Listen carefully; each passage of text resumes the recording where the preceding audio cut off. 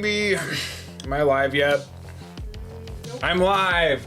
Hello, everyone. Welcome, welcome. Thanks for being patient. Here's a Scaredy cat to start off the stream. How's everyone doing? I think everything is working as much as I can get it to work, more or less. Chat looks a little wonky here, but that's fine. I've been fixing everything for a long time. Oh, chat went away. That's fine. I'm used to this. All right, welcome everyone. Thanks for stopping by. Let's talk some HHN. It was a busy season for sure. I also realized I didn't prep myself and I just kind of threw something on. So 2000s metalcore, let's go. But yeah, it's been a busy Halloween season. I didn't accomplish quite as much as I wanted as far as content and everything goes. Next year, I promise, will be better. But I wanted to do a little stream to kind of get back in the swing of things and hang out with you guys and chat with y'all and go over some HHN rankings. I know everyone's hopefully, super excited to hear what my rankings are and see what my tops haunts are and all that jazz. And we're just gonna kind of go until we can't anymore. I ended up setting up some weird things today. I was going to get some more stuff edited so I could have more videos playing in the background and stuff for y'all, but that didn't happen. Instead, I worked on a secret special project, whatever you want to call it, and I'm gonna show you guys what that is at the end of the stream. And it's something that I'm very excited about and something that's gonna get bring a lot of new content for you guys. So hopefully you're excited too, but we're not quite there yet. First, we gotta talk about HHN, right? And I also literally set up a second monitor that my wife brought me from work that's old, literally like 5 minutes before this stream start. Okay, maybe not 15 minutes ago, so I'm still getting used to everything. All right, welcome. First off, in the chat, let me know what y'all's favorite HHN haunts were, because, like, I want to know. I want to fight with y'all. I want to discuss things.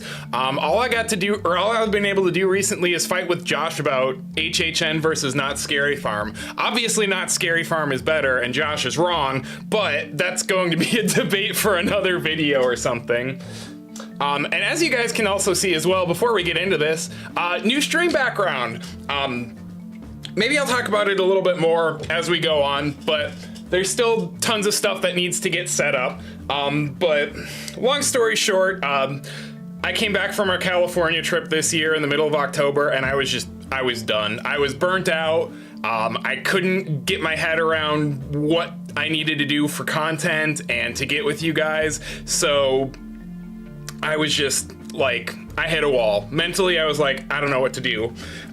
So I've been taking a little bit of time to go slow and build a stronger foundation. And again, I don't want to bore you guys with all that stuff right now, but part of having a stronger foundation so that way I can continue to grow this channel and finally get this stupid countdown done, part of that is now we've got a big room, a big studio. So instead of cramming all of my stuff into the corner of the guest room, now all of the guest room is crammed into the corner of the studio. So I've got a lot more space now to film stuff. I've got this huge open, whatever you want to call it, TV stand back here that I still need to fill up with some stuff. I was gonna have a TV there and show some clips and whatnot, but Mr. Cohen, who is smugly sitting over in the couch right now, acting like he's all high and mighty, decided to kick it off of this desk earlier. So luckily it's an old TV, so it not a huge loss, but these little scaredy cats, they'll get you. Insidious, Slaughter Cinema, Major Suites, Insidious getting lots of love in chat. I agree. Ghostbusters as well. So I don't have a lot prepared, as I never do, but what I'm gonna do, what we'll do is we're gonna start with my number 10, and then we'll go all the way up to number 1. And please, when these eventually make it onto the countdown next year, don't yell at me if they're different, because I still have a little more thought that I have to do. Banger run through Universal Monsters. Yeah, I just never got a good run through Universal Monsters, sadly. I really liked it, as you guys will see it here in a little bit, but you know, I just never had a good run where everything came together, unfortunately. And that's kind of how I feel about my pick for number 10. Drum roll. Let's see if I can remember how to do all this stuff. Triplets of Terror. I have to figure out why chat's disappearing when I do that, but I'll do that later. So, it shouldn't come as a surprise that Triplets is at the bottom for me. Or maybe it was, honestly. Or maybe it will be. But what I will say before I kind of start getting way in depth with these is I don't think that HHN this year matched the highs of last year. I don't think any haunt was as good as Blood Moon, Darkest Steel, or Dr. Oddfellow's Twisted Origins.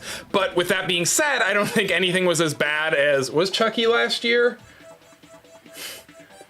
Yes, Chucky was last year, and Stranger Things 4, and I can't remember the rest because I've been out of the HHN loop for a little bit. But, so there's a lot of good haunts, and there's even some really good haunts, and a lot of these are all really close together. So, if I had to put Triplets of Terror somewhere in the countdown right now, it probably wouldn't even be out yet. It's definitely not one of the worst haunts that I've ever done, but it's definitely not the best. I'm just gonna kind of scroll through these on the pictures on the wiki, I guess, and see what we can do. But yeah, right there, everything was about Stranger Things and Chucky last year. But you know, I actually kind of like Triplets. I think the concept was maybe just a little too ambitious to try and tell in such a small footprint in soundstage, whichever that was. Actors were really good. I love the scene of, who was this, Harmony, Melody, whatever. I can't remember their names. Again, I didn't prep as much as I should have. But I love the little mannequin, and I loved a lot of the creepy vibes of it. This scene in particular in the kitchen was very much reminiscent of The Purge from 2015 for me, except done the correct way and not just a reskin of Scream. But then it kind of lost me towards the end. I don't really necessarily think that we needed to have a big empty room right at the beginning about the the true crime podcast where nothing's really going on. Yeah, there's some cool Easter eggs in it, but essentially it's an empty room in a haunted house where nothing happens, which isn't necessarily a good thing, especially when you consider how short the house already was. But I got some good scares in here for sure. I just think that for such an ambitious story, there was a lot of wasted potential. And there was a lot of ideas that just weren't expanded upon as much. Like, if you guys watch my spec video or one of my streams, I can't remember when I talked about it, but I talked about one time how I was envisioning something kind of like Halloween Kills that that came out, 6 years ago? And I kind of envisioned this as one of those haunts where where the killers are just going from house to house, like that really long unbroken shot of Michael just going through everything. And I think that's something that would have worked a lot better for this. This suburban in between the houses scene was super effective, but then when we get to like the butcher shop and the weird suburban alleyway, or the weird urban alleyway, it just didn't click. It's not enough build up to a really weird climax. Again, I gotta give this one props for being ambitious. I can't sit here and dunk on it and say that it didn't do anything. Perfect segue, Nix. Let's see if we can get you on camera running around. Ugh. Grab the ribbon. She's been liking the ribbon. You grab the ribbon. I can if you want. Oh, now she's camera shy. That's okay. She'll come back out here in a second. You guys can... Oh, there she is. She's pouncing. Yeah, Triplets of Terror. Probably, 80s or so in my overall rankings, give or take. But definitely not the worst that we've seen from HHN. And I've said it before, I'd rather have an ambitious failure than something that's super safe and just not super exciting. If you guys are still interested, let me know in chat. I was going to do like an unmasking Easter egg video for HHN, but again, with the burnout and just poor planning on my part with everything going on, I never got it done.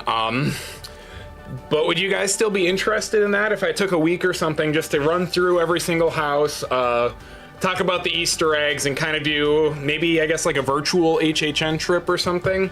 'Cause that'd be something cool. Oh, Pixie, you're out of you need to go back. You're out of camera view. Also, hi, Chino.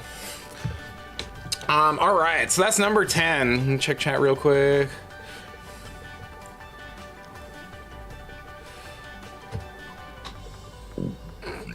Oh no, Slaughter Cinema water malfunction. That's the worst. Okay, sweet. Maybe I'll get that done here. I have a few other things, or a few other projects I want to do this month, but we'll get to it. But now, time to go for number 9. I gotta shaking this desk too. Number 9, what y'all think it is? I'm on like a 50-second delay, so I'm not gonna actually wait for an answer. But surprisingly, Monstrose takes number 9 for me. And I really like this one in Hollywood, well, both this year and 2 years ago. But for me, it was an Orlando-fied version of what Hollywood is really good at. Again, Monstrose wasn't by any means a bad house, but the best parts of this one were just reused and reskinned from Hollywood.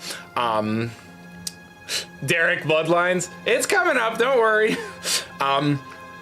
You know,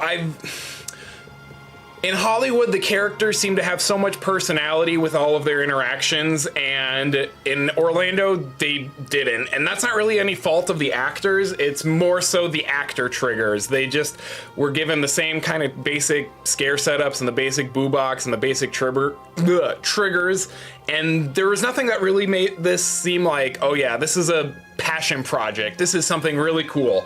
I know a lot of people have said that it kind of seems like Orlando was told that they had to do it because it was so successful in Hollywood, and that's how I feel, honestly. I really like the facade. Muerte was great, of course, the Lala Chusa puppet. I think that one of the biggest weaknesses was the El Saban portion. I feel like you take 2 rooms off of El Saban and you add them to Lala Chusa, and you've got a much, much better haunt. But also in Hollywood's version, I try not to compare the coast too much since they're different entities, but Death, Muerte, whatever, was so much more mysterious in Hollywood.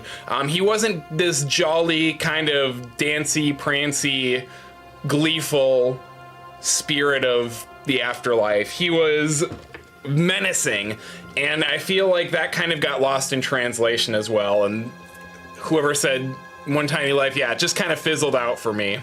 Yeah, see, Muerte needed to be better. I did really like the finale, though. I don't know if there's any pictures on here or not. No, I did really like the claustrophobic kind of gauntlet of the finale. It's a very similar layout to what's it called? Fiesta de Chupacabras had a couple of years ago. And I think like the first scene or two of El Saban were incredible. Such good scenes, some of the best of the year. But again, then it kind of, after those last 2 rooms just kind of get into Texas Chainsaw territory, where it's just kind of gore for the sake of gore. There's not really any interesting blocking. I will say I liked that they put El Saban on that little elevated platform so he could walk around, and he wasn't at just foot level like a lot of the other actors. I gotta get credit for that. But again, the whole package just did not come together for me, sadly. Drink. All right. I have to do a setting here for this chat, but I'll do it after the stream because I don't think anyone here really cares that much. Pixie. All right. Number 8. Is it Eternal Bloodlines? No, it's not. No, it's not. Josh isn't in here yet. He might be mad at me for this, but Museum Deadly Exhibits is my number 8. Excuse me, but I have nothing but good things to say about this. I think from here on out, the haunts were objectively good. And this is what I mean by there's a lot of really good haunts that are very close to each other. Hey, good job, Sky. There's a lot of good haunts that are really close to each other. And the way I kind of look at Museum is it's like Mean Girls, you know? It's one of those movies that it's fun, it's enjoyable, but it's not groundbreaking. Maybe that's a little bit of a hot take to say, but you know, it's one of those haunts that you can just kind of do a run through. You know you're gonna have a good time, but when you really kind of look in the nitty gritty, it's just kind of like, it's good, but you know, it's not gonna change my entire life. Hi, Will and Cheyenne, miss y'all.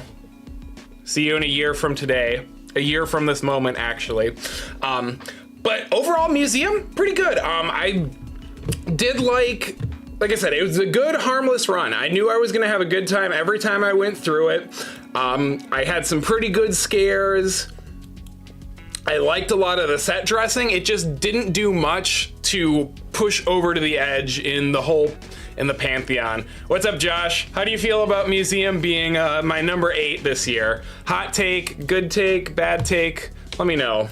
I did like some of the effects inside. I really like these masks moving upside down, and I love the sound effect for the one that did like that was cool.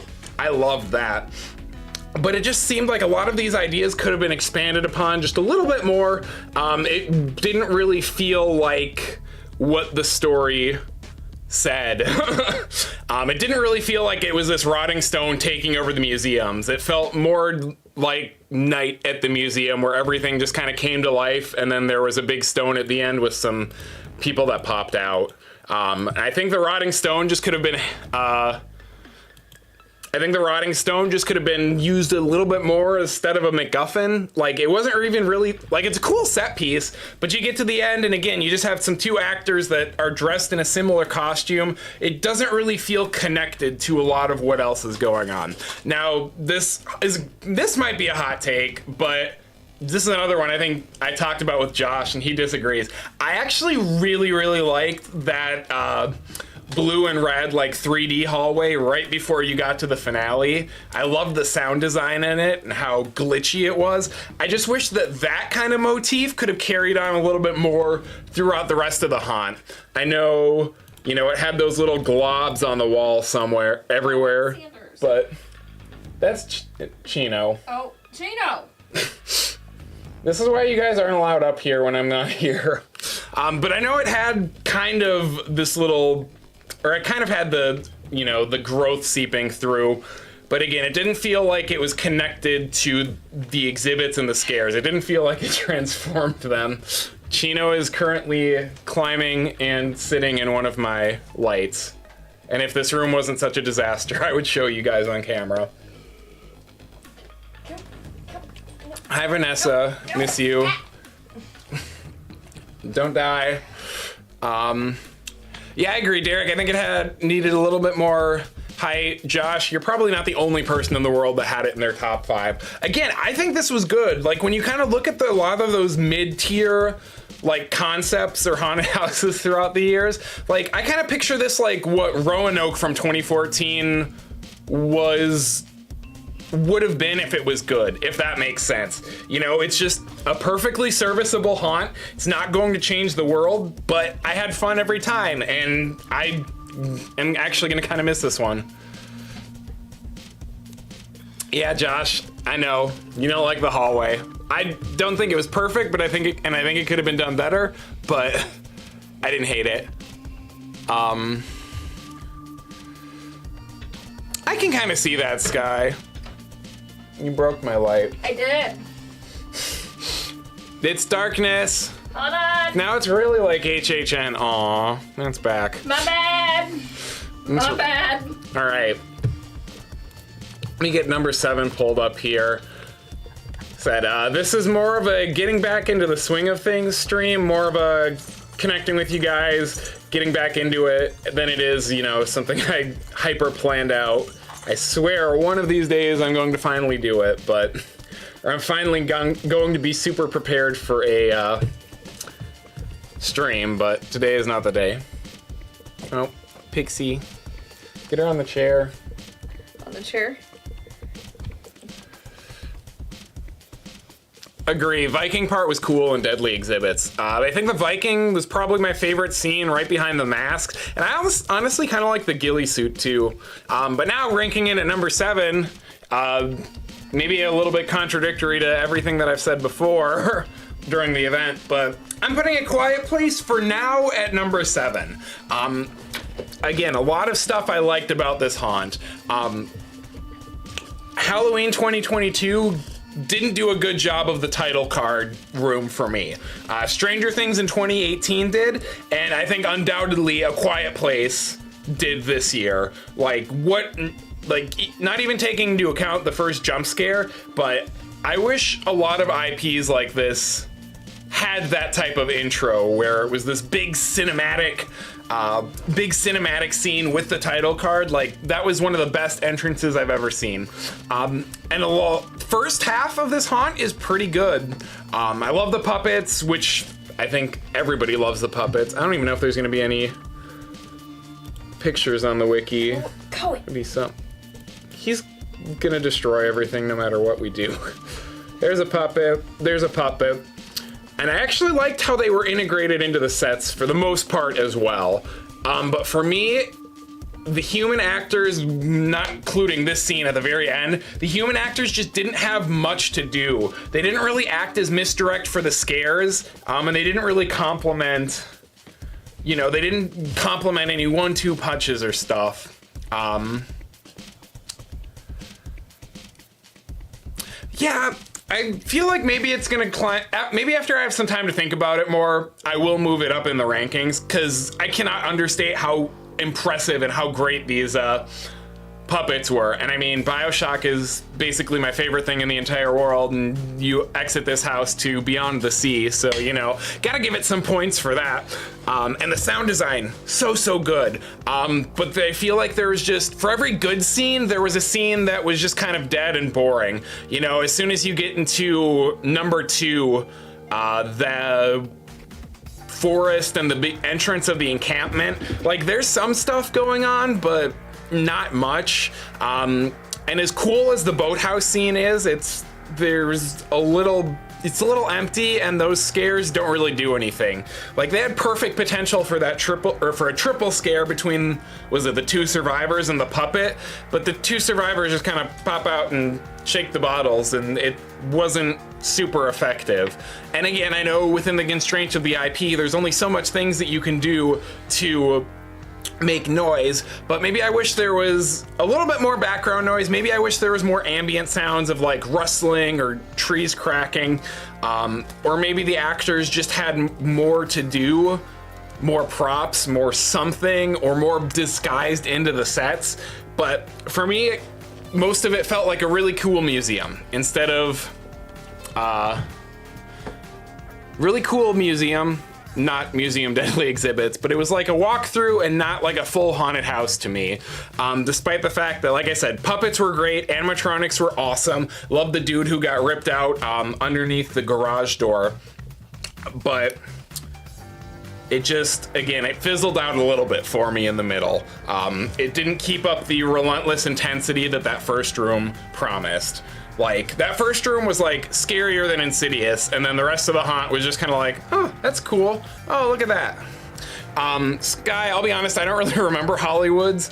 Like, since I have a terrible memory, and since I was only able to do every haunt there like 3 times, I remember it when I actually see a video, but I think I remember liking it more in Hollywood as well. Hollywood did a good job. That's a good location for it. I almost wish A Quiet Place would have been in a tent or something. I don't know how they would have fit the puppets in there, but I would have loved to have seen what they could do in a more claustrophobic space with that. Yeah, Derek, you hit the nail on the head. Pun intended, I guess. More of a great movie walkthrough than a haunted house, which is totally okay, but I'd still love to see where those two meet in the middle. If that makes sense. Is she getting angry? She's getting angry. Chloe's batting. All right, we're almost halfway through. Number 6. Oops. And I'm sure you guys can. You broke the light again. And I'm sure you guys can imagine what's finally coming up now for number 6. That's right. Finally time for Eternal Bloodlines to take the spotlight. I am gonna say though, anyone who says that this was not better than Unmasked, I don't like you. That's not entirely true, but I think this one was a far superior version of Unmasked, or far superior compared to Unmasked. It was kind of a return to glory in a sense for me. Still don't necessarily know if it is going... What was I gonna say? It doesn't top Bride of Frankenstein Lives or Legends Collide, and I think it might be just ahead of the original Universal Monsters for me. And it's definitely far and away above Unmasked. And again, some really ambitious storytelling in this one that I totally loved. Like, they killed Saskia. Like, that's awesome. The problem is, you don't know it unless you go on the Unmasking tour, or you go, 20 times through this haunt. Literally, I don't think until my last run on Premium Night did I actually realize that Saskia died. But overall, really good sets. The journey, the vibe, the flow of the maze was really good. But yeah, Derek, I think I just saw you say the mummy scare was underwhelming. Yeah, that was the weakest part of the haunt for me, because at this point we've seen the mummy in the first Monsters had a scene. That scene was then kind of reused for Legends Collide, and then again it kind of felt like the same scene a third time. I wish they could have done a little bit more with the mummy, but I mean, these crypt sets and really that's all that they've got on here?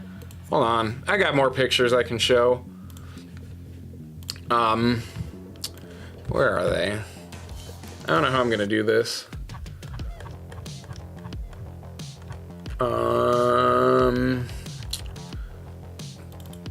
Jeopardy music playing in the background. Let's see, can I do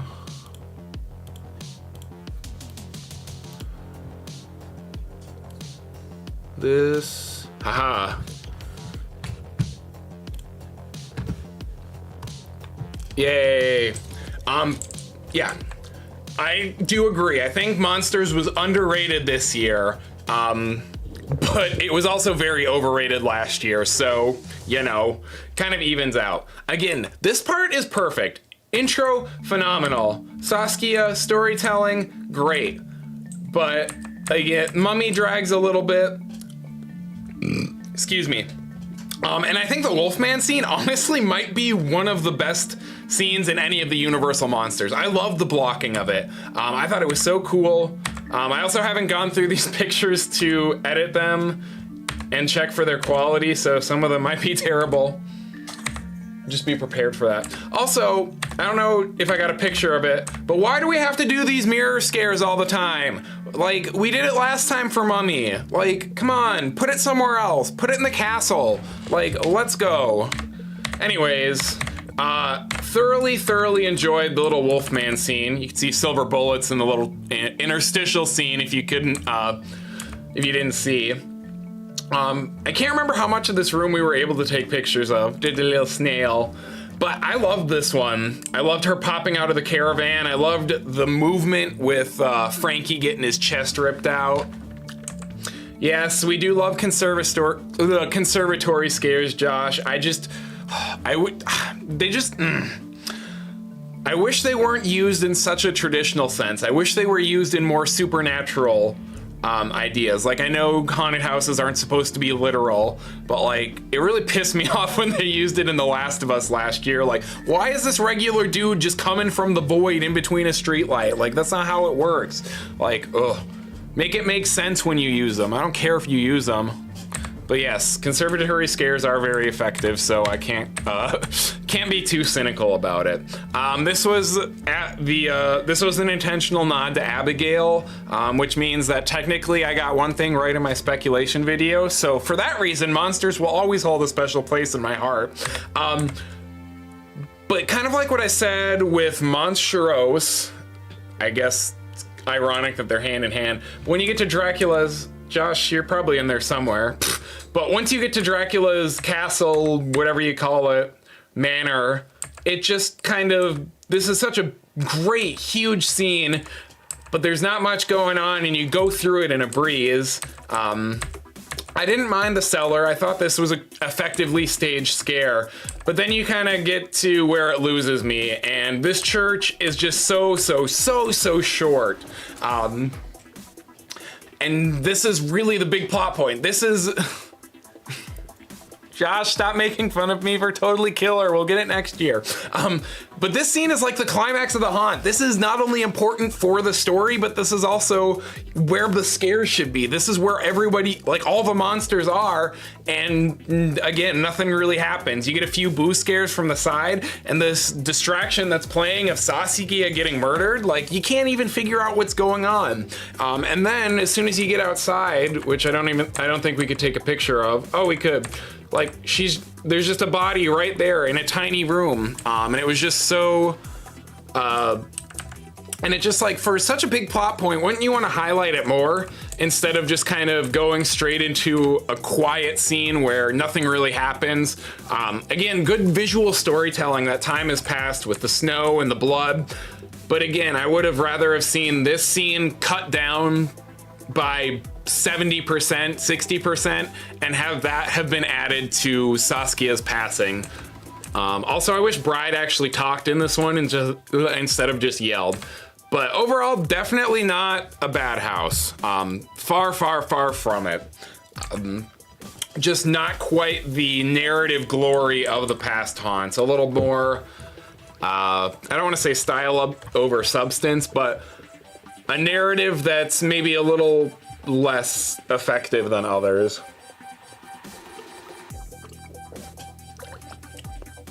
All right, we're officially in the top 5, baby. Let's go. And this one might be controversial for some. It might not be for others. I'm just gonna go through my pictures from now on instead of the wiki. But Slaughter Cinema 2. Slaughter Cinema 2. I can't remember if I talked about that with Josh or not, but beat for beat, pretty similar to Slaughter Cinema 1 for me. Both of them start off with a few effective but comedic scenes, and then about halfway through you've got Revenge of the Undead, or Night of the Undead Clowns, which thematically and tonally is very similar to Cult of the Beast Baby. It's that like one scary, actually like skin crawling room in the haunt before you kind of go into everything else. You know, Blood and Chum is a little less effective version of Midnight Swarming 2 or Midnight Snack 2. But overall, it felt very much like it followed the same beats, which isn't a bad thing because Slaughter Cinema is still in my top 10, I believe. Or it's right around my top 10. I can't spoil anything with last year's rankings, but like I said, very effective overall. Mardi Gras Murders was a great way to start off the haunt. Hatchet and Chains was really cool with the moving dummy and everything. I like when the scenes feel real and like they feel like stuff is happening. And I liked being able to see that. Heavy Metal Hell 3D, obviously I gotta love it. They literally had a sticky sock on top of a swimsuit magazine. Like, that's the detail I love. And my 3D glasses work. I thought I had them up here. It was just a small scene, but super cool. But yeah, for the less effective parts, like I said, Blood and Chum didn't do it for me. It's a big room with a puppet in it. Like, cool puppet, yes, admittedly, but the rest of the scares and the rest of the scenic don't support it as strongly as, you know, Midnight Snack 2 did with all the little puppets and then the giant one at the very end. Overall, again, I really like Slaughter Cinema. It's a lot better than a lot of haunts that we get overall. It was one that I looked forward to going through every single night. I don't really think there was a weak room in this house except for zombie strippers unwrapped. God, I can't remember anything. Oops. Go back to, there we go. But again, when you got like Blood and Chum and Zombie Strippers, where they're just kind of filler, it loses its effectiveness compared to the original. I think the original only had one room that was unnecessary and kind of boring. Well, it had two actually. I don't think the first one needed devil dogs, and Barber Chop wasn't bad, but it also wasn't exceptional either. And if these ones just didn't do too much that was like really, really exciting for me.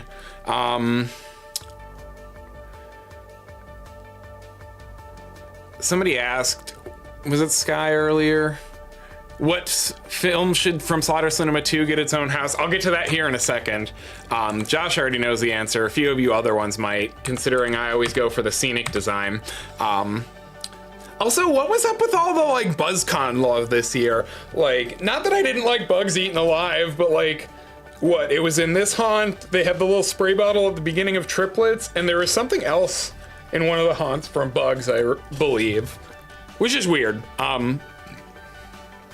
Josh, Christmas Room wasn't too bad. I liked that it was different from what they did with HR Blood and Guts, and I thought it was clever use of reusing some props, but yeah, it was kind of, the blocking was kind of weird. But again, Zombie Strippers for me, I know everyone's getting mad at me in the chat for it.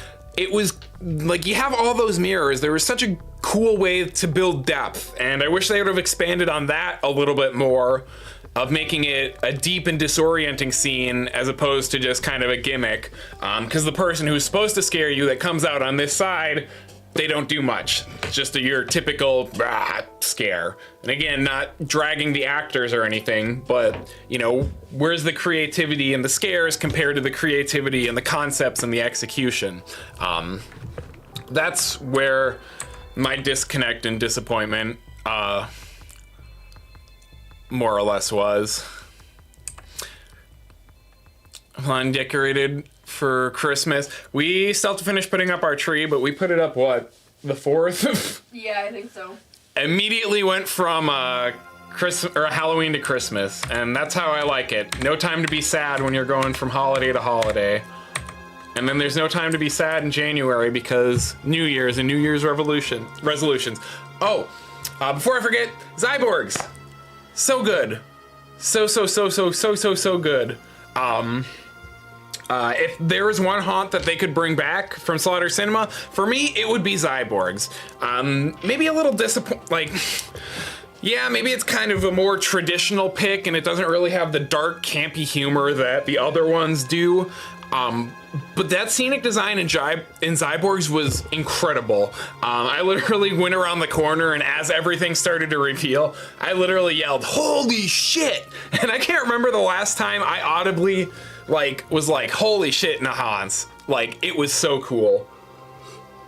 And I think the amount of depth that they were able to bring with it, and the height and the scope, if they could do an entire haunt like that, I think it would be really cool. Not to mention the laser effects could be used in so many different ways, especially considering some stuff that we've seen at like Not Scary Farm. So I definitely think that there's a lot of potential for a lot of cool and gory stuff in that. And I really hope it comes back sometime. Maybe part of it is because it is reminiscent of my favorite haunt of all time, Nightingale's Blood Prey from 2011. But again, maybe that's part of it, but I just think it did exactly what I would want to see in a haunted house. It didn't just feel like a room. It felt like it extended upon that. It didn't just have me looking straight ahead. It had me looking above. It had me looking to the side. Just great bouncing around. Am I going to talk about Mike Aiello being the creative lead for HHN next year? I don't really know anything about anything right now, so not today, but once I get back in the groove and do some research, maybe I'll have a little bit more to say about that. Yeah, laser show. Oh, so good. All right, top 4. And maybe some hot takes already. Oops, I broke something. Did you get it back? Yes, I think so. Listen, this happens. Did I take any pictures inside this one? Yes, I did.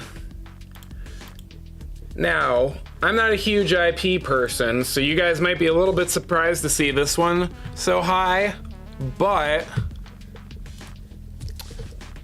Ghostbusters, Raise a Cult books, undoubtedly did everything better than the first one. The set design was better, the scares were better, the effects were cooler, Garaka was awesome as shit. Like, I love those Garaka costumes and the sounds that they made. There honestly wasn't a weak spot in this haunt. There was movement in every direction. Good job, Sky. If I could figure out how to give gold stars in the chat, I would, because you're on fire today. But like, the detail is unmatched. I absolutely love basically every part of this. They had the facade had moving parts with the sewer lid, and then the hot dog cart. God, words are hard for me. Popping up. And hey, Dreamport, welcome to the chat. What's up, buddy? What was your number one this year? I gotta know. But yeah. So seeing the movement in the facade was super awesome. That's how I know it's gonna be a good haunt, or that's what gets me hyped, is when I see things moving and I see a scare before I even get inside. And then the level of detail inside Raise a Cult books was just so cool. Scrim effect, great use of storytelling and showing and not telling, which for somebody like me is a big thing. I like when I can figure out what's going on inside the haunt without having to listen to a long audio narration like Eternal Bloodlines, which again wasn't bad, but I think Ghostbusters did a little bit better. And maybe this is the hot take, considering I complain about Hollywood's black hallways so much. But honestly, my absolute favorite part of this haunt was this little transition scene, this little black transition hallway between the beginning and the cold open, pun intended, I guess, and this frozen diner scene. Dreamport's number one was Ghostbusters. Nice, close it down on final night. I love it. I never got the Slimer water effect, which I guess is a good thing. I wonder if it was worse than can it be worse than Hollywood? Their water effects in Hollywood are nuts.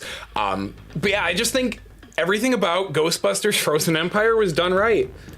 I have almost nothing to say for what I think would have made it better. I don't really have any complaints about what there was.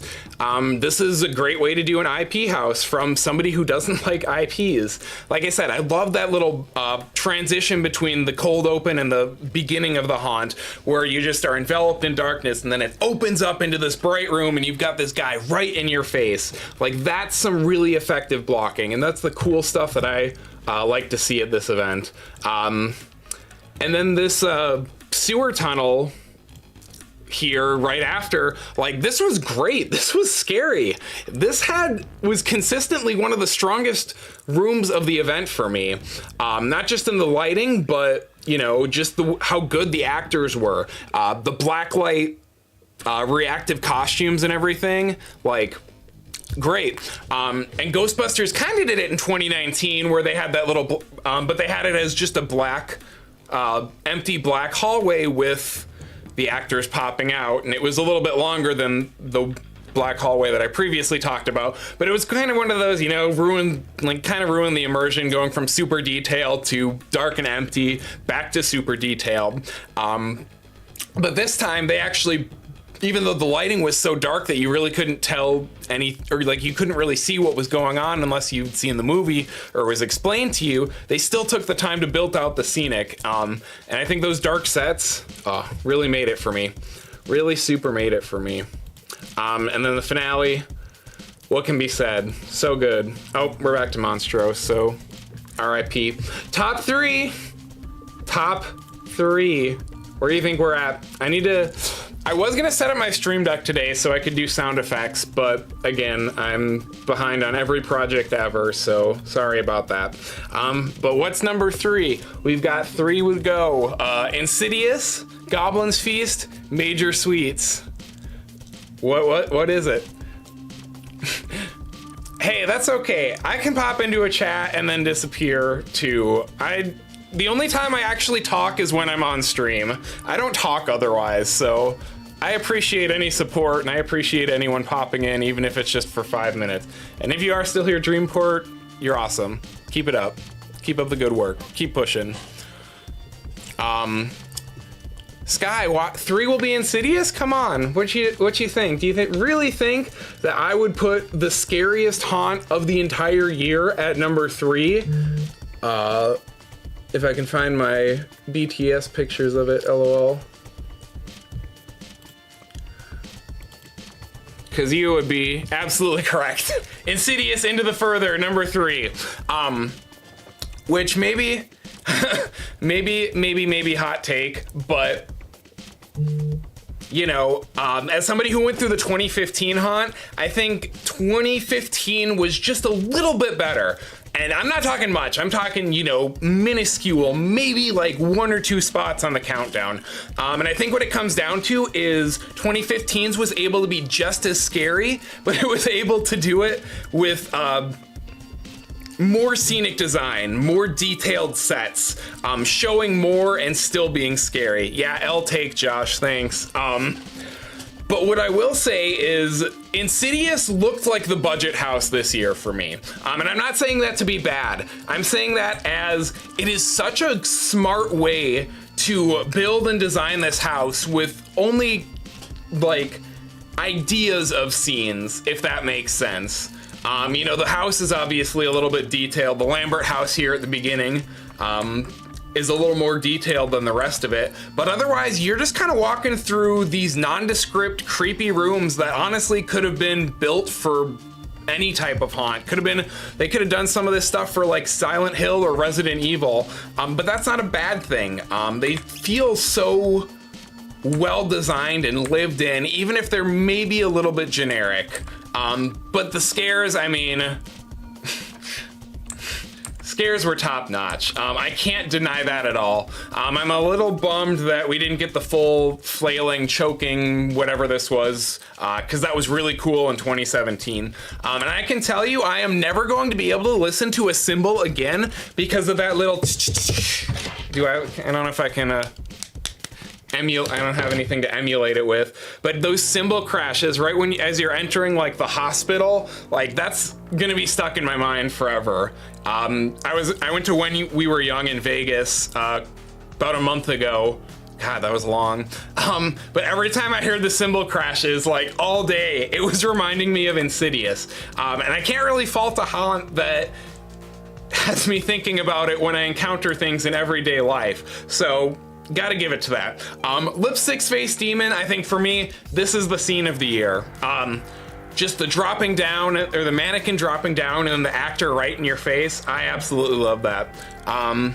Canadian in the background, behave. He's got your baby. Yes, so good. Instantly quotable.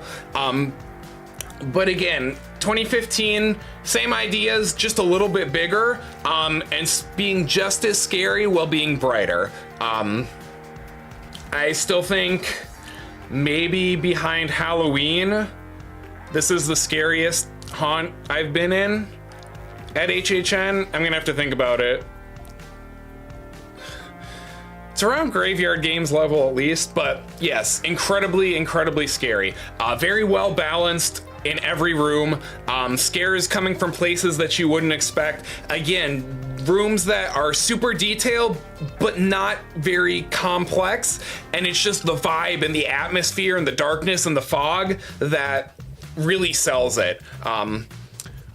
So for, you know, one of the less detailed, less grand haunts to be this scary and, you know, look this good, look better in my opinion than some of the previous ones that were twice as detailed were, like, I think that's no small feat. I think that needs to be applauded. And I think, Insidious is easily the scariest haunt in 5 years? Would that be something that we all agree on? Scariest since Graveyard Games? Darkest Deal was pretty good last year. Darkest Deal had some great scares last year, but I don't know if anything else comes close to Insidious off the top of my head. Yeah, I agree with that, Dreamport. Build up with the paintings, drawings, and the giant red door was, yeah, I agree 100%. It actually felt like there was a purpose to going to the other side of the soundstage, and it actually, you know, like I said, it built up really well for me. Tiptoeing through the tulips each night, favorite part. We're back to Ghostbusters. Yeah, I don't know if Josh heard me when we were going through, but I was singing it. I have very vivid memories from 2015 when I still worked at Universal and was going to the event every night. I still vividly remember singing that to the scare actors, and I think they got so done with my done with my crap by the end of the event this year.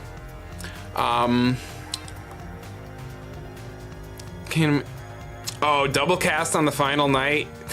Yeah, Derek, that would be nuts. I think one time when we went through during cast change, and there was a few tag teams. I can't really remember, but I want to say we had some type of unique something happen.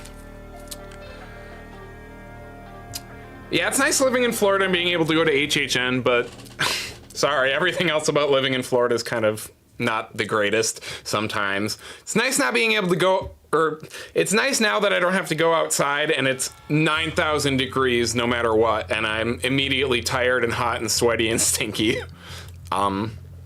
All right, we've got 2 to go. Courtney, 8 Fingers 9 at Knott's was so scary. Yeah, I'm gonna briefly touch on some Knott's stuff here. I'm also getting up at 6 a.m. every morning to go swim at the community center, so I'm also trying not to make this a super long stream because I'm trying to get my physical health back in shape. And honestly, it's kicking my butt getting up at 6 a.m. and trying to stay up. And I also open tomorrow. But I still want to talk about some Knott stuff once we get through with these rankings. Boop.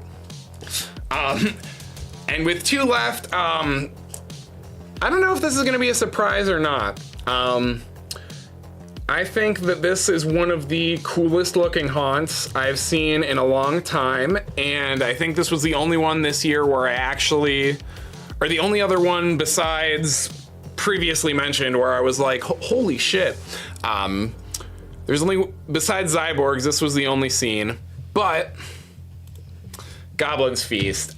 This was my number 1 for a lot of the event. It was teetering towards the top and still very good in my opinion. Sky, yeah, I know, you're getting them all right. Hey Sky, if you can guess number 1, I'll do something for you. I don't know what, but we'll figure it out. Goblin's Feast number 2. For me, it just didn't quite it needed one more scene. It needed one really good scare. And I will say that the trolls or whatever that are supposed to be in the moat of the castle before you go in it, they started to get into it in week 2. I got a really good triple scare from them. Again, not as strong as the triple scare from Darkest Steel, but they were getting better. And I think if that scene had been blocked just a little stronger, that could have been one of the best scares of the entire year. Sky, you're right. Exorcist Believer was another one that's really scary. That was I should probably put that above Graveyard Games in terms of fear factor. Good point. Yeah, Derek, I think next year I'm only gonna go opening weekend and then maybe make it back a second time for a few days. I loved going the first 2 weekends, which was like 9 nights, but I also wanted to be back here to work on projects and not be killing my legs every day. Oh yeah, on the back side of the entrance, it says, Human Slaughterhouse, I believe?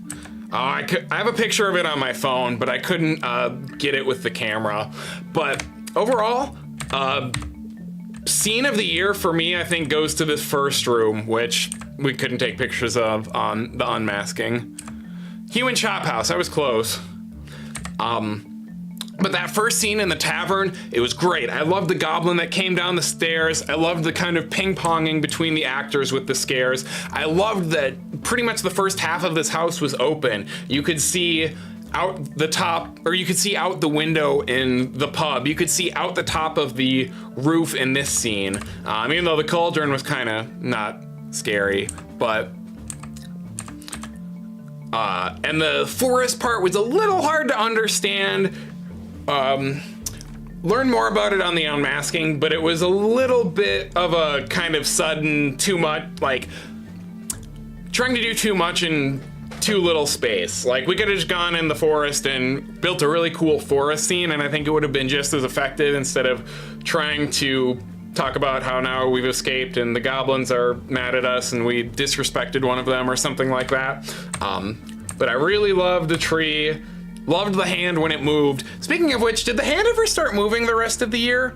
I think I saw someone post on one of the Facebook groups around the beginning of October that it was working again. But I remember seeing it on premium night, and I don't even remember if it was working on opening night. I think it was already down by then. Goblin's Feast was most improved. Yeah, I agree, Dreamport. Even though it kind of fell in my rankings from the beginning, or from when I first did it, I feel like the scares got a lot better as I was going through it. The first weekend, I was just kind of like, yeah, this is the comedy house without really being a comedy house. But by the time I left, I was like, yeah, this actually has some good scares. This cast is doing good. And then, of course, gotta talk about the water wheel, being able to see into the previous scene, being able to see back in the pub just how well blocked all this stuff is. My artsy pictures of pumpkins. Like, I love the little village. And as I said, I love the moat too. Juicy corpses. I wish maybe there was a little bit more intricacy in the blocking, but that's a nerdy nitpick for me. I don't know how people were saying they missed this castle on their first few runs. Like, every time I went through, someone was like, I didn't see that castle last time. And I'm like, how? Do y'all not look up? Oh, hi, Pixie. Welcome to the party. Yeah, I think it started moving. I just remember it stopped working at some point, and I was like, aw. Let's see, and I don't think we could take much in the end. Great artwork as well. Like, I love when we get pictures that are like actual original paintings and not just pictures. Come here, Pixie, if you want to. And the good ending as well. Well, I guess we'll just stay on that. But I really like the ending as well. Giant animatronic that's kind of like hidden behind. Hi, Pixie. Hidden behind the walls, so you kind of have to peer around to see it. That was super got. Horror guy, welcome. Hello. Yes, I know, I'm the weird one. It's my claim to fame. Real quick, before we get to major suites. Say hi, Pixie. People are here for you, not me. Okay. I'm sorry, it looked like you were dying. You can go back to bed now. But Major Suites is my number one. Maybe that's a controversial take. I had absolutely no desire in this haunt when it was announced. Like, what do I want to say? 2021 was a year of HHN that I didn't get to go too much. It was the only year since I moved to Florida in 2013 where I only went like twice. So I didn't really have a lot of time to appreciate the Scare Zone. Or was it the year after? I don't remember. Anyways, I wasn't a huge fan of the Major Suite Scare Zone. It was just like every other New York Scare Zone to me, with maybe a little more personality. So I wasn't super psyched on this haunt. I was expecting something completely mid. Especially given the fact that it was supposed to have a tiny layout. But it really felt like an old school HHN haunt to me, and it also felt a little bit like Not Scary Farm to me, which is why I think it's so high. It was instantly quotable, as you guys are doing in chat right now, and Sky, perfect timing with that. It felt like a spiritual successor to something like Leave It to Cleaver. It felt very much in the vein of like 2008 HHN and like the original concepts, or like the original stories and the original things that they did, you know, when I was growing up, only being able to look at the websites, or even kind of like 2010, 2011, my first years I was going. Like, it really feels like, or I guess, felt. It really just felt like that good old school HHN. Like I want every original haunt to feel like. Yeah, and I loved Taffy, and I loved, who was it, Mistreats. Oh, so good. And then, of course, just all the Easter eggs that are in the beginning here. Good little facade. And the narrowness was very reminiscent of 21 Saws in Steam, or 2011 Saws in Steam, but I think it stood on its own very well. But like just this first little square alone almost puts this at the top of the pack for me. I just love that you walk in, little foreshadowing with the rat down at the bottom about to eat the candy, and then as you pass Miss Treat's office, there's just so much little details. Talking about the schools going to the field trip, or the school that's on the field trip, and then on the little to-do list here, it can actually, the bottom bullet actually says clean up before the little brats arrive. Oh, it just, such a good sense of humor and just so much to see everywhere. Over in the filing cabinet, they've got the health inspector yeeted. So this is a perfect intro scene to me. And then again, very reminiscent of Saws in Steam, scenic design throughout. A great little New York Easter egg here. But this room is great with Taffy popping out from the projector. The Gats, of course. Major Sweet's original costume. And then immediately going into candy, candy, candy, like the hyper kid scene. Like this scene was the epitome of like 2008 HHN for me, and I think this is the room that really sold the vibes for me. You got actors on both sides, small and tiny, but still super detailed and very involved. I actually really loved the warehouse scenes of this too. You know, the Saws in Steam aspects of it. I loved walking through here, and you had the little moving crates up above. Just those little things of movement do so much for me.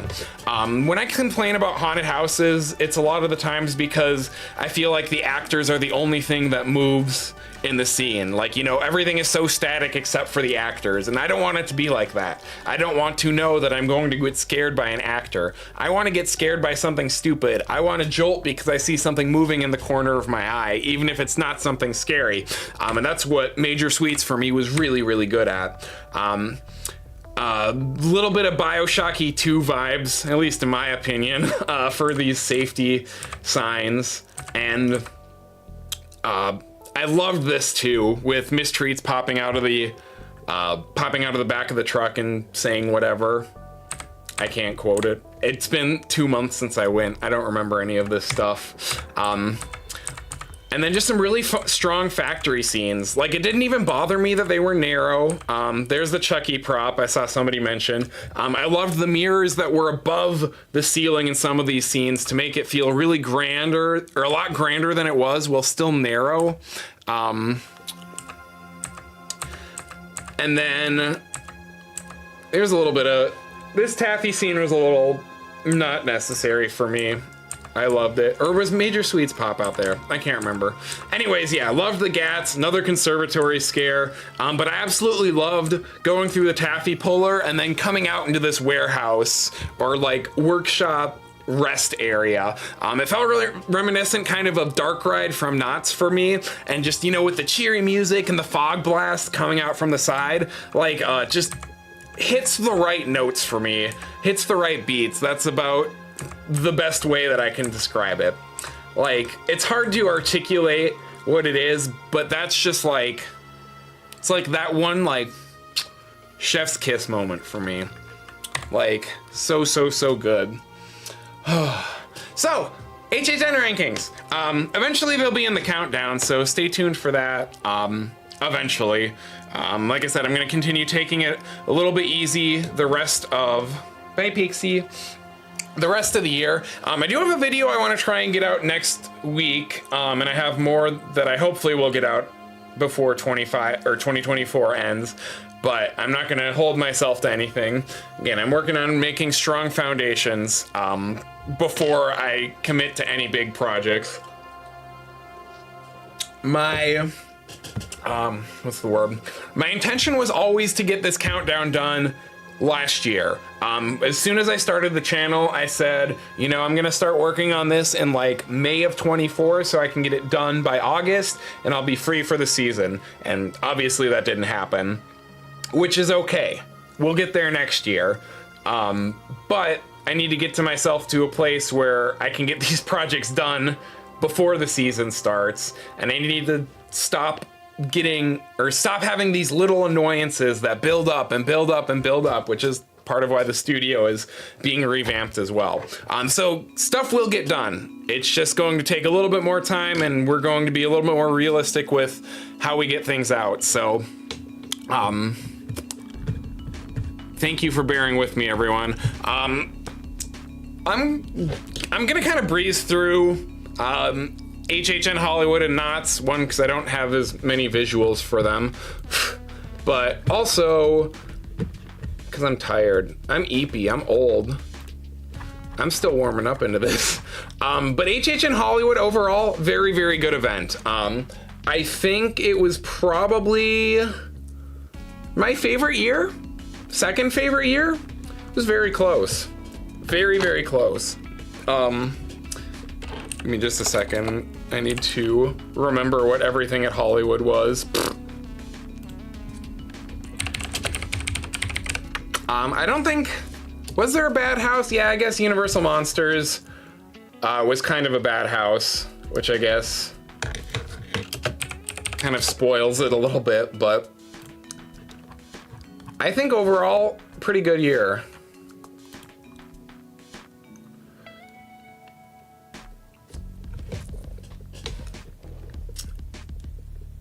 Let's see, where... Yeah, I can't remember if I texted this to you, Josh, what my rankings were, so we're gonna see how these go. I do have to say, though, sadly, Eternal Bloodlines is my least favorite. I only got one run through it, so I know it got better for a lot of people. And I think it did some things better than Orlando's did. And the black hallways weren't even that bad. Like, they were bad, but they were way over exaggerated, so I was anticipating something much, much, much worse. But overall, it was just very forgettable. The slash music was awesome, as always, but I only got one run through it. I don't super remember a lot of the details, sadly, other than the fact that I really liked the murals that they made. Like, these were really cool. I almost liked these more than the interstitial scenes from Orlando. I just wish they would have been done a little bit better. Yeah, and I agree, Sky. That's why I would wanted to be able to go back and do it again, Skies, because I feel like it had the potential to be a lot better than it was when I went through it, if that makes sense. Like, I could see the potential, I just didn't get to experience it. But I didn't know if it would ever actually reach that potential.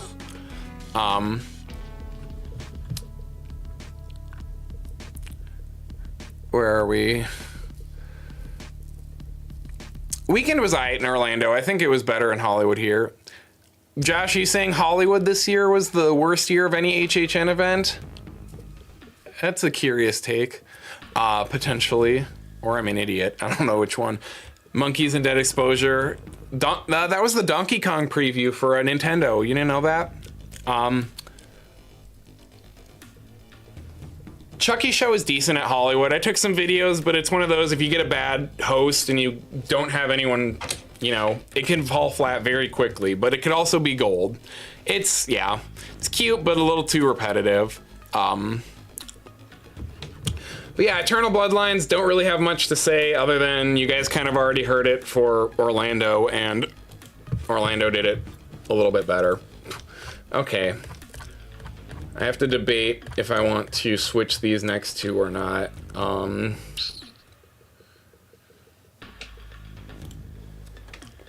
don't think I do. I think we're gonna roll with it. House of the Year, Insidious. Still really good. Still really good compared to Hollywood's normal output. And I didn't hate it. It being number 7 might be really weird saying, what do you mean you don't hate it? It's this low. Like, I thought it was a good house. I thought it was, everything above this is like really good or higher. But for me, what Insidious did better than Orlando was utilizing the mannequins and like that creepy imagery a lot better. But at the same time, it also was a little more repetitive with the red doors, a little more reliant on black hallways instead of atmospheric dark sections. This stuff right here, much better. Reminds me much more of 2015 Insidious from Orlando, and I wish that was utilized a little bit more this year.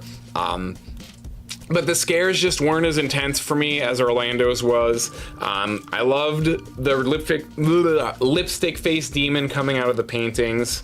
I love how Hollywood always has those fabric scares. But again, everything that Orlando did, or everything this one did, Orlando did better, basically, in my opinion, except for maybe a few scenes that were a little scarier. Like, I remember liking this scene of the lipstick demon, and I like their college dorm from the 5th movie, I think was a little better. And this was a good scare too. But I just think, again, Orlando did it better, and I think a lot of the other houses did something else better.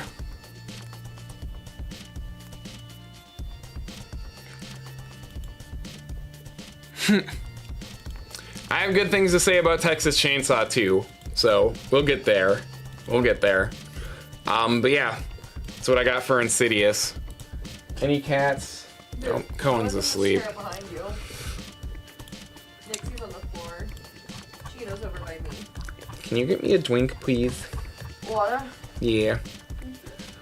Alright.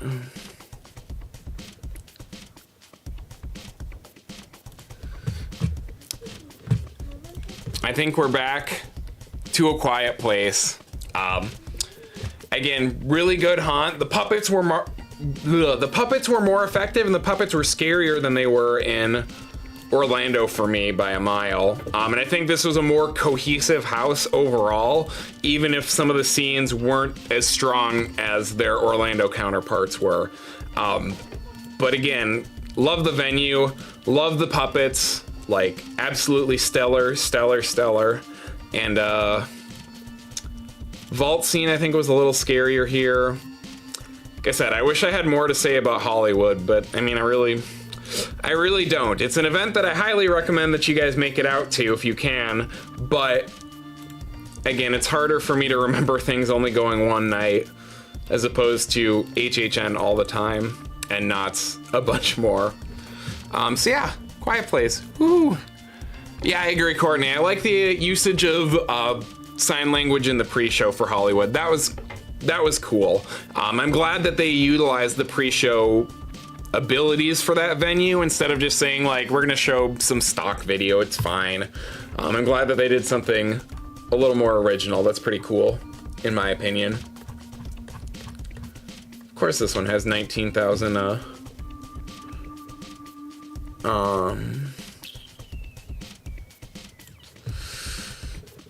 I guess we're just grouping all the IPs together, because I think Ghostbusters is my next one. This one, I think, may have been better than Orlando's. I think they were about even. I rarely, if ever, say this about Hollywood, but I think beat for beat, they matched or exceeded the detail that Orlando did. So good job, Murdy. Proud of you. Yeah, pretty faithful recreation, pretty much a 1-to-1 from the Orlando, with the exception of a few scenes being blocked very differently. But the set design was almost the same. The scares were pretty similar.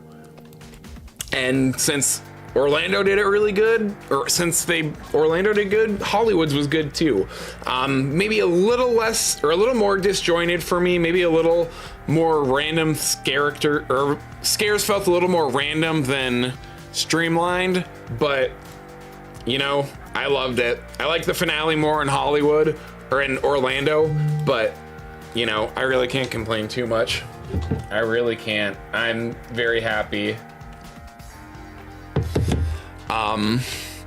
Very happy with Hollywood's IPs this year, which I Never thought I would say. Just wild. So what, we're top 4 now? Give or take?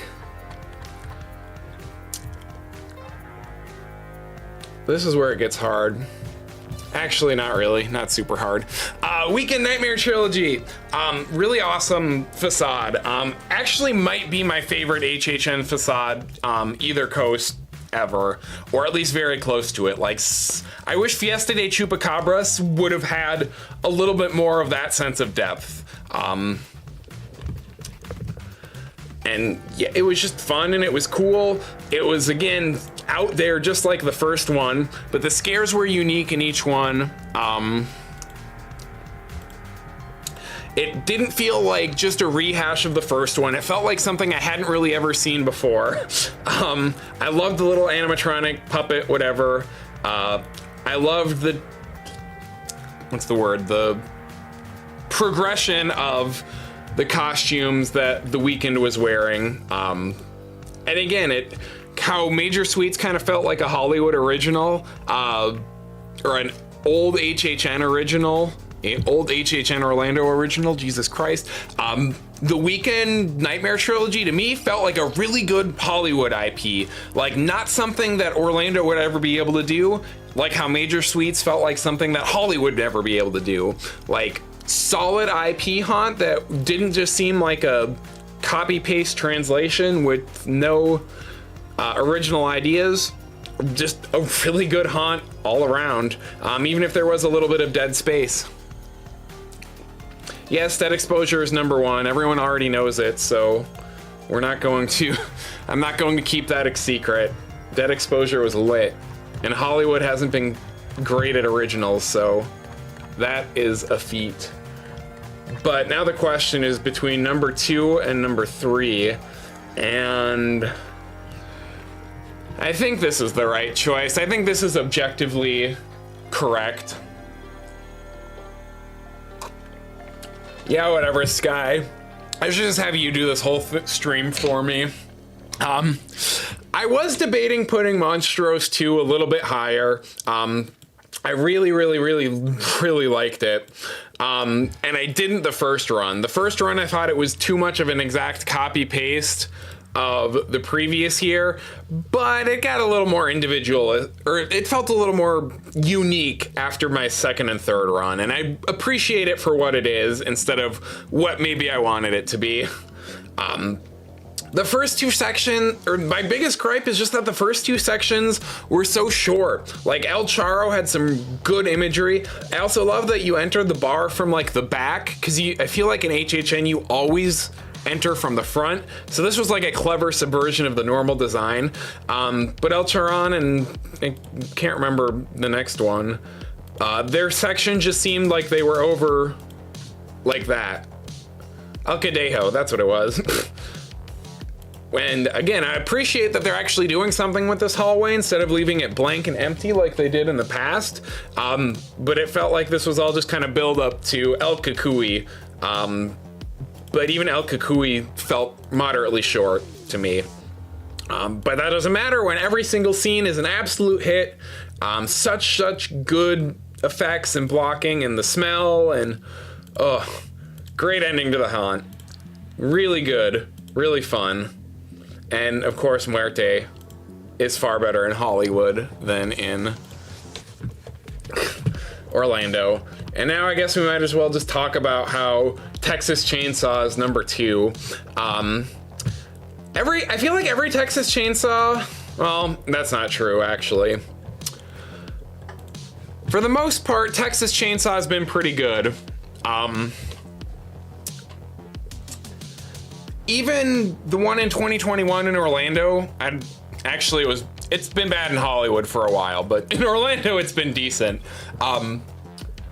But you know, sometimes you just need a good old gory slaughterhouse that's executed really well, and that's how I feel Texas Chainsaw was. None of the scents really got me, but I just think that the blocking, okay, I don't want to go through the concept art, but I think the blocking of everything and just the overall flow was really good. So much fun with actors all the time. instantly quotable again. Some pretty detailed scenes, and I love them little outdoor scenes. Oh, perfect.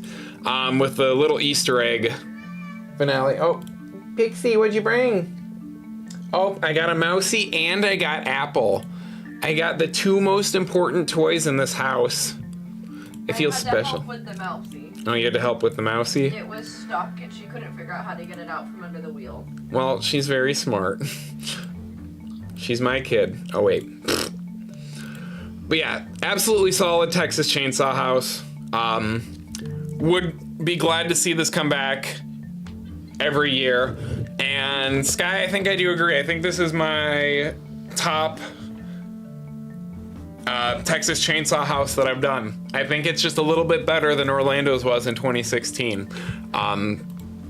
Maybe it was a little more out there with some of the ideas and some of the character. Like, how do I put it?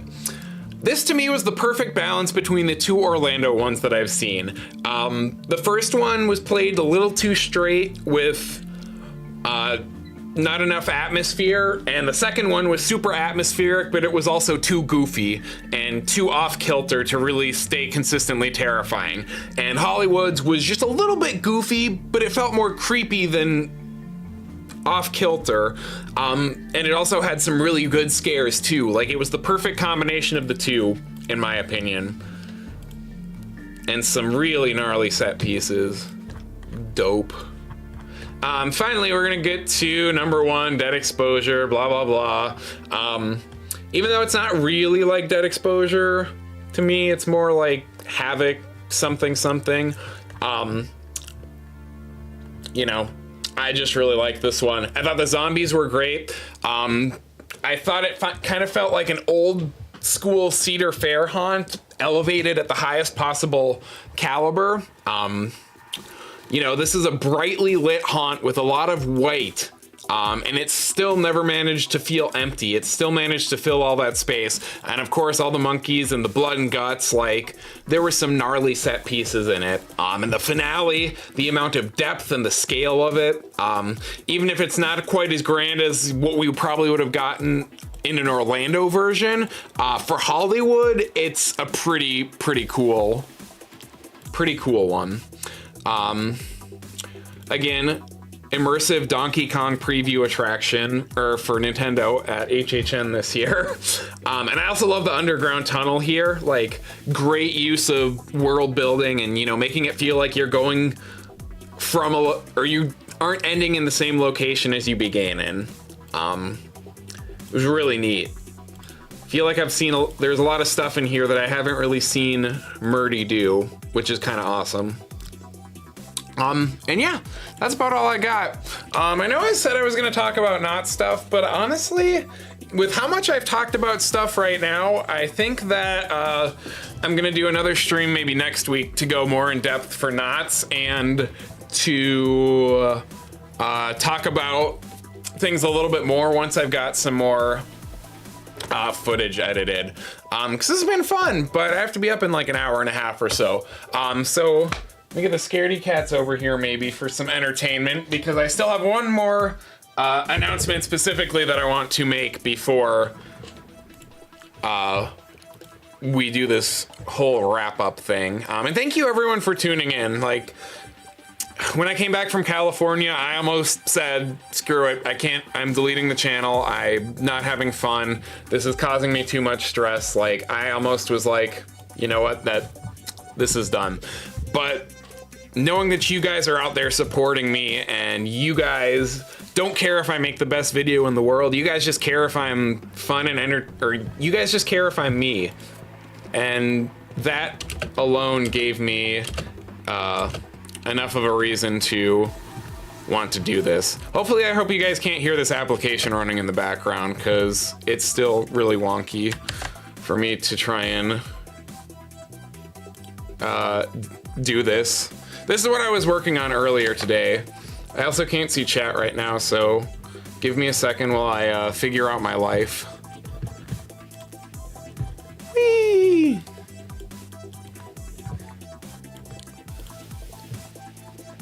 Oh no, I lost chat. can't see it on my screen. Yes, the channel will be here to stay.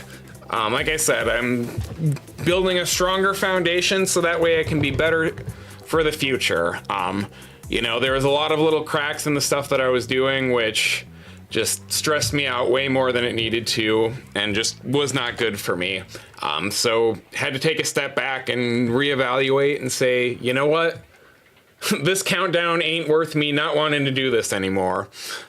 So all this stuff is gonna get finished. I'm so excited to do HHN trivia next year. Like literally January and February is just going to be me writing HHN trivia, filming it, and trying to get as many collaborations as I can with it. Any creators that want to guest host for some of it. So Dreamport, if you're still in there, or if anyone is in chat and wants to, you know, be a guest host for some HHN trivia questions or send some my way, let me know. Because I'm so excited to work on that. Countdown will get finished, and I'll include my rankings for this year and last year on it. Like I said, we just got to get there. You know, y'all are gonna make me cry in chat. Thank you, Sky. I appreciate all of the love. And Janice. Aw, thank you guys, and Courtney and Josh. Love y'all. There's nowhere to go but up from here, and that's what we're gonna do. So what I want to... Sorry, I got distracted by cats. Can you give me the ribbon, babe? Yep. Yeah, Josh, I know we're doing media gifts. I will say I do have an HHN Hollywood category already written. That's super cool. So, but what I do want to announce, maybe this is gonna be super cringe for some people, but I don't care. You know, when you guys were growing up, let me ask you a question. Did you ever have that, like, I don't want to say sensory game, but did you ever have that game that you would play when you were just so stressed and you didn't know what to do and you were overwhelmed and you just needed like something to absentmindedly play to turn your brain off and keep you occupied? Something like The Sims or Roller Coaster Tycoon or any other type of management, anything like that? I'm gonna give you guys a second in chat to answer, or for me to try and see it before I reveal what's going on right now. Drum roll. Miss 6 Billion should be one of the first hosts for trivia. She'll be on there, don't worry. We'll get you on there, babe. Yay. Pixie, say hi. Say hi while we drum roll in anticipation.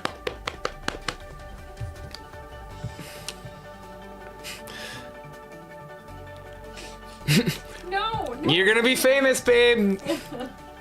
You don't have a choice. All right. Did I do this? I did this wrong. Like I said, I just got this monitor set up, so I'm still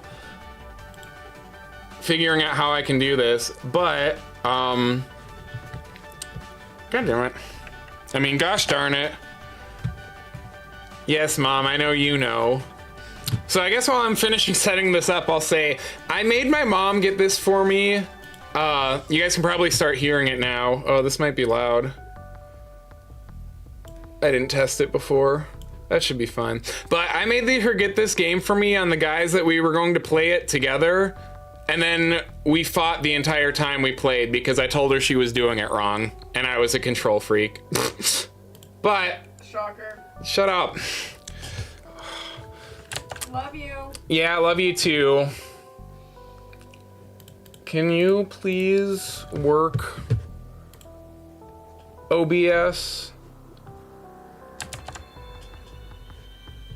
Please. All right. Do. Hey, it switched over. That game for me was the movies. And it's a very cringy game. I love it so much. But basically it's a tycoon simulator where you're in a movie studio, or you run a movie studio from the 1920s up to present day, and you just make all sorts of films. This game would not work with my computer for years.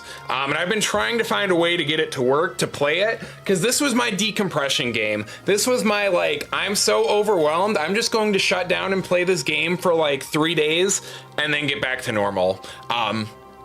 So one, I want to start playing this on stream because it's a good way to interact with you guys, and it's kind of cringy and fun.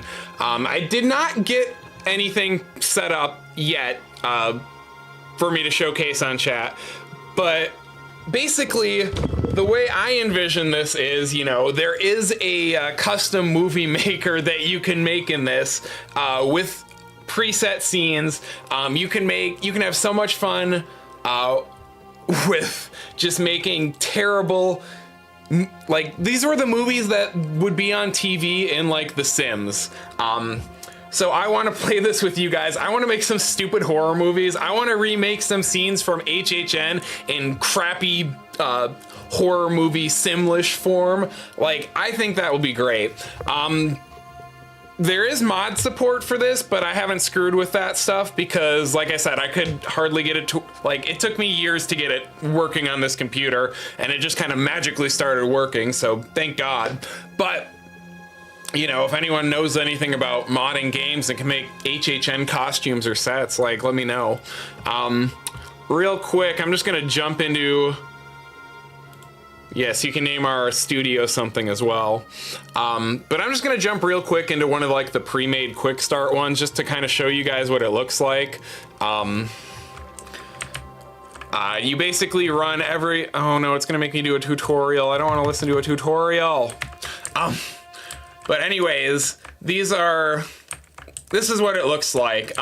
You manage every aspect of the game, from having your actors rehearse, making them fall in love, and have sex in their trailers, which, yes, they actually do. From writing the scripts to advertising them, like, the reason this was my sensory game is because it's so chaotic.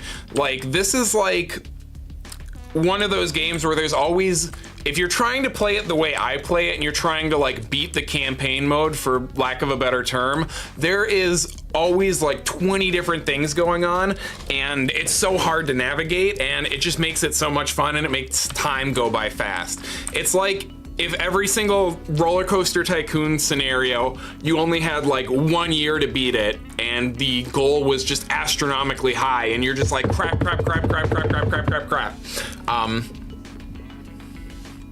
But yes, I might get to Roller Coaster Tycoon as well, because I do kind of want to do an HHN park in Roller Coaster Tycoon. But like I said, this is my sensory game. This is my comfort game, and I haven't been able to play it for a while because compatibility issues and blah, blah, blah.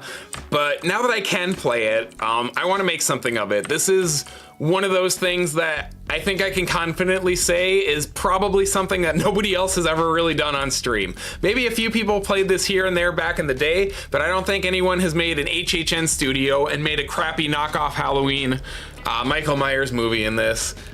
Oh yeah, Mom, yep, you can send them to rehab too because your stars might get addicted. There is also a star maker, which is basically like a create your Sims type thing, so maybe special... So maybe some certain chat members or special members of the community may be able to convince me to create them in Star Maker and become a famous star. Courtney, the name of the game is The Movies. I had to get it from a certain website that I will probably post in my Discord because I don't know if I can say it on stream. But it came out in 2005. There was a Stunts and Effect expansion pack, which is what it's trying to give me the tutorial for right now. But I had a lot of compatibility issues trying to run it on newer PCs, so it might be a little bit of a headache to try and install. I played this on my old Mac from like 2007 for the most part. But what was I gonna do? Oh yeah, so I have some stuff unlocked here since it's later on in the game. Let me get some people to build this stuff. Oh wait, I can fast forward. I don't care about this. I'm literally just doing this for a demo.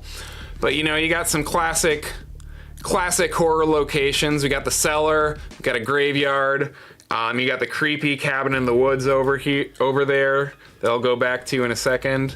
I do have some of these ones that were modded that came with the download that I found, but they're weird. So but hey, hell, we could use that. You got the classic bathroom. And you can unlock more sets as you go through.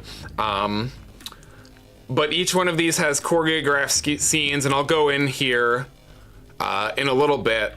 But the movie editor is super customizable. Like, even though it's a, old PC game, like, you could make something an hour and a half long with this and customize it enough that nobody else could recreate it and, make something of it as long as you had subtitles. So I want to have a lot of fun with this with you guys. I'll show you one scene. Because one of the other things you can do in this is, actually, I think I have it unlocked. Okay. Is you can rank your own movies and make your own scripts. I kind of mentioned that, I believe, but it's gonna be really cringy stuff. So, we could choose a horror movie, and we can just make any of these random names. Tombshine. Oh, Golgotha Lives. Let's do this one. And just selecting the genre is what makes it that genre. I can put any scenes that I want into this movie and it would still be considered a horror film. So you can mix and match your scenes, which is cool, but it's just so you guys can kind of see some of the stuff we're talking about here. We've got a pretty clear homage to Psycho. If it's gonna, there we go. Say if it's gonna watch it. And you can customize their costumes and everything, like, you can do whatever you want. Some of the camera movements are preset by the scene, but there's also more advanced features that I never really toggled around with, where you can like adjust the lighting, you could add fog, you can move the camera around, you can add props, so you can do a little bit of stuff. But yeah, here's these are the Oscar-winning movies we're going to start making, guys. Like, this is going to make us famous. Look at that. Oscar-worthy. Incredible. So, that is the movies, and that is what, starting soon, hopefully, we will start doing on chat. Or start doing on stream. Definitely not only want to do it because it's fun, but I also want to do it so I can do something to connect more with you guys during the off season instead of just talking about HHN spec and stuff that I might not know. Sometimes I need a break from thinking about HHN and knots so I can let my brain rest and come back with new ideas. Oh, Josh, with the Ice Nine Kills reference, you know me so well. Low key though, one of their best songs, like without a doubt. Without a doubt. Okay, can I exit out of this actually? So yeah, let me know in the comments. Oh, it removed your ink? Oh no. I'll have to look at that. It's funny though. So yeah, let me know if that's something that looks cool to you guys. Obviously I'm still probably going to end up playing it for myself regardless, but I also want to cater it to something that sounds cool to you guys and is interesting for y'all. So, I think that's about all I have for this stream. Sorry I lied about knots. I'm just talked a lot more than I was planning on and I'm eepy, but we're gonna get into it. We're going to be streaming at least once a week, if not more frequently. We're gonna start getting videos out. We've just gotta get these foundations a little bit stronger before I can run full force into everything like last time. We've still got the rest of this lovely set behind me that I have to finish building and filling out and finding cool props to go in. I still am editing a lot of my B-roll from Not Scary Farm as well as the other SoCal haunts, and maybe I'll get a video out about that stuff. I'm not entirely sure yet. But this is the end of, the transitional year. Last year was me learning the ropes. This year was me improving on what I had learned at the beginning, just starting out. And next year is the year where it It's real. That next year's the year where we take over the world, figuratively speaking.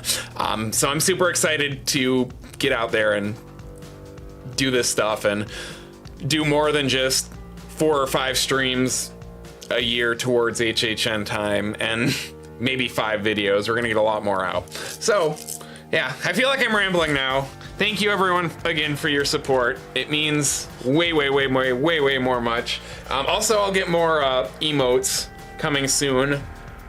It's another one of my things on my to-do list. Let's see if any of the Scaredy cats are repping that Atreyu hoodie also. Let's see if any of the Scaredy cats are up for it. All right. Yep. Hi, Cheaty. All right.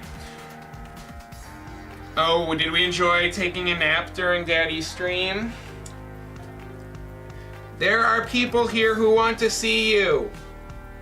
You are just as popular, if not more popular than me.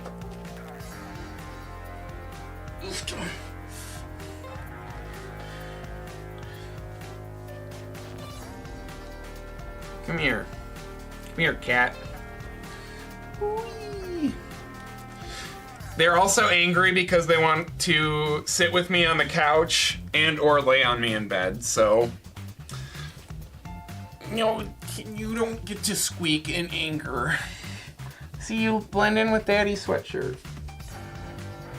She's like, Dad, I want to go sit on the couch and cuddle. I don't want to talk to people or be on a stupid camera.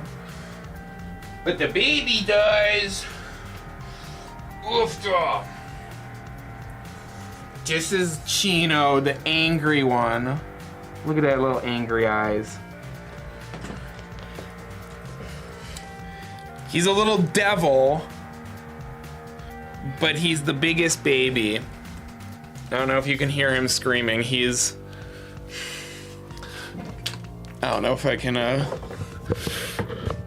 get a good angle on him. He's screaming at me because he's angry, and then simultaneously down there, oh, the cord's not long enough, making biscuits on this blanket because he's baby.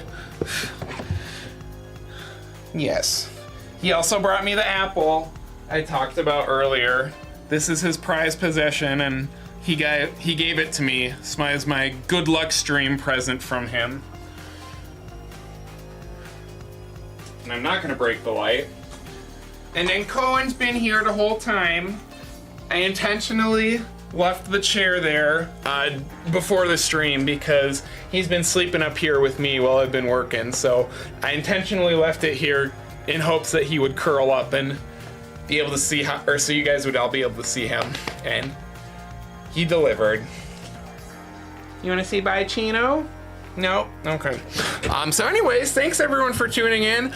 Discord link is in the description of this video if you guys want to hang out and chat with me throughout the year and not just on stream about HHN stuff. And or if you just want to know about my life and whatnot because you think I'm a cool guy and I'm occasionally funny.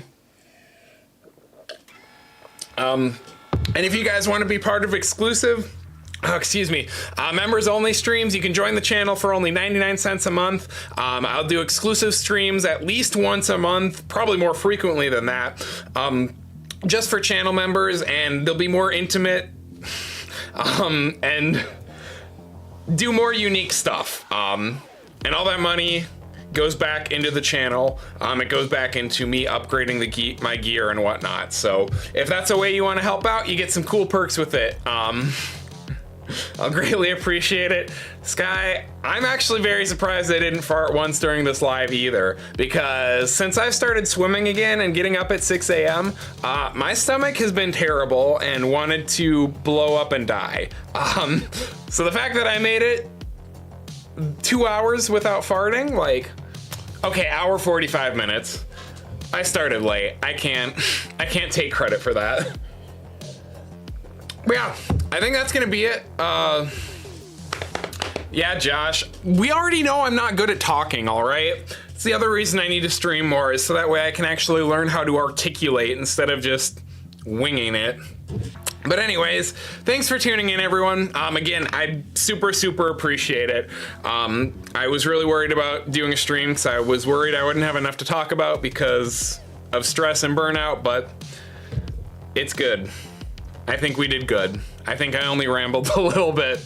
But like I said, with the movies, playthroughs coming up, and me finishing, finally editing all this B-roll, hopefully I'll be able to prepare a little more and show off a little more stuff on stream that's just not me talking. I want to do more interactive stuff and more fun stuff. So we'll get there. Thanks for tuning in, everyone. I'm gonna go do the dishes and have a snack and go to eat. Say bye to the scaredy cat. Say bye, everyone. Oh my God, I need a fart countdown clock. You're right. Put it on the Steam Deck. I got one. I'll get there. I'll have that. I'll have it hooked up next time.